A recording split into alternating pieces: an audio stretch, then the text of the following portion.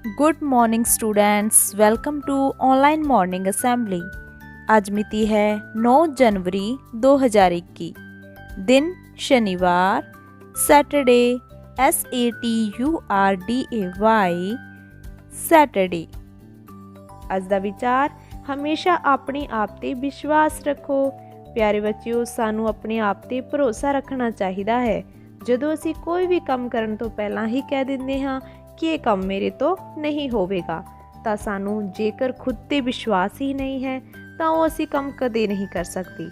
ਜੇਕਰ ਅਸੀਂ ਕਹਾਂਗੇ ਆਈ ਕੈਨ ਡੂ ਇਟ, ਮੈਂ ਕਰ ਸਕਦਾ ਹਾਂ, ਤਾਂ ਤੁਹਾਡਾ ਇਹ ਕੌਨਫੀਡੈਂਸ ਤੁਹਾਡੇ ਵਿੱਚ ਆਤਮ ਵਿਸ਼ਵਾਸ ਨੂੰ ਪੈਦਾ ਕਰਦਾ ਹੈ। ਪਿਆਰੇ ਬੱਚਿਓ, ਤੁਸੀਂ ਵੱਡੇ ਤੋਂ ਵੱਡਾ ਕੰਮ ਬੜੇ ਆਸਾਨੀ ਨਾਲ ਕਰ ਦੇਵੋਗੇ। ਸਿਰਫ ਸਾਨੂੰ ਆਪਣੇ ਆਪ ਤੇ ਭਰੋਸਾ ਰੱਖਣ ਦੀ ਲੋੜ ਹੁੰਦੀ ਹੈ। ਸਾਡਾ ਪਹਿਲਾ ਪ੍ਰਸ਼ਨ, ਆਜ਼ਾਦ ਕਿਸ ਦੇਸ਼ ਭਗਤ ਨੂੰ ਕਿਹਾ ਜਾਂਦਾ ਹੈ? ਪਿਆਰੇ ਬੱਚਿਓ, ਆਜ਼ਾਦ ਚੰਦਰ ਸ਼ੇਖਰ ਆਜ਼ਾਦ ਨੂੰ ਕਿਹਾ ਜਾਂਦਾ ਹੈ। ਇਹ ਅੰਗਰੇਜ਼ ਅਫਸਰਾਂ ਦੇ ਦਿਲਾਂ ਵਿੱਚ ਡਰ ਪੈਦਾ ਕਰਨ ਵਾਲੇ ਮਹਾਨ ਕ੍ਰਾਂਤੀਕਾਰੀ ਸੂਰਵੀਰ ਯੋਧਾ ਸੀ। ਸਾਡਾ ਦੂਜਾ ਪ੍ਰਸ਼ਨ, ਸ਼ਹੀਦ ਸੁਖਦੇਵ ਦਾ ਜਨਮ ਕਿੱਥੇ ਹੋਇਆ ਸੀ? ਪਿਆਰੇ ਬੱਚਿਓ, ਸ਼ਹੀਦ ਸੁਖਦੇਵ ਦਾ ਜਨਮ 15 ਮਈ 1907 ਈਸਵੀ ਨੂੰ ਲੁਧਿਆਣਾ, ਪੰਜਾਬ ਵਿੱਚ ਹੋਇਆ ਸੀ। ਇਹਨਾਂ ਦਾ ਪੂਰਾ ਨਾਮ ਸੁਖਦੇਵ ਥਾਪਰ ਹੈ। ਸੁਖਦੇਵ ਇੱਕ ਮਸ਼ਹੂਰ ਭਾਰਤੀ ਇਨਕਲਾਬੀ ਸੀ, ਜਿਸ ਨੇ ਭਾਰਤ ਦੀ ਆਜ਼ਾਦੀ ਦੇ ਸੰਘਰਸ਼ ਵਿੱਚ ਮੁੱਖ ਭੂਮਿਕਾ ਨਿਭਾਈ ਸੀ। ਉਹ ਇੱਕ ਮਹਾਨ ਭਾਰਤੀ ਸੁਤੰਤਰਤਾ ਸੈਨਾਨੀਆਂ ਵਿੱਚੋਂ ਇੱਕ ਸੀ, ਜਿਸ ਨੇ ਆਪਣੇ ਦੇਸ਼ ਦੀ ਆਜ਼ਾਦੀ ਲਈ ਆਪਣੀ ਕੁਰਬਾਨੀ ਦਿੱਤੀ। ਸਾਡਾ ਤੀਜਾ ਪ੍ਰਸ਼ਨ, 9ਵੇਂ ਦੇਸੀ ਮਹੀਨੇ ਦਾ ਨਾਂ ਕੀ ਹੈ?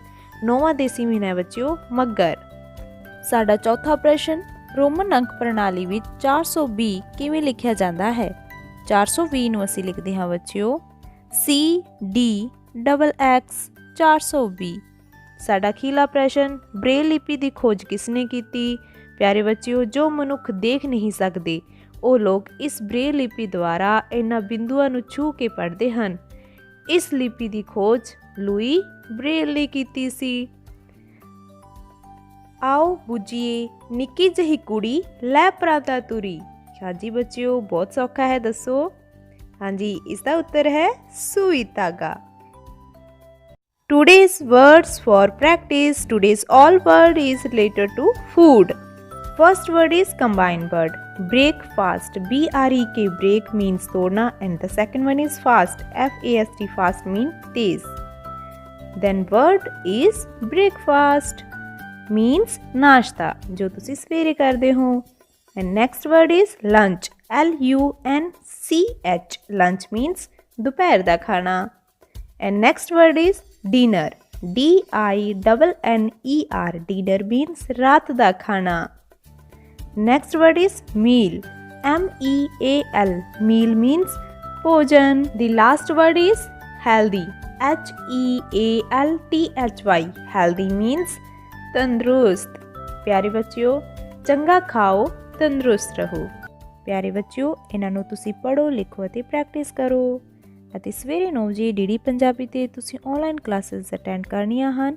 ਉਸ ਦੇ ਵਿੱਚ ਦੱਸਿਆ ਗਿਆ ਤੁਹਾਨੂੰ ਘਰ ਦਾ ਕੰਮ ਸਾਰੇ ਹੀ ਬੱਚਿਆਂ ਨੇ ਸੁੰਦਰ ਲਿਖਾਈ ਵਿੱਚ ਜ਼ਰੂਰ ਕਰਨਾ ਹੈ। ਧੰਨਵਾਦ।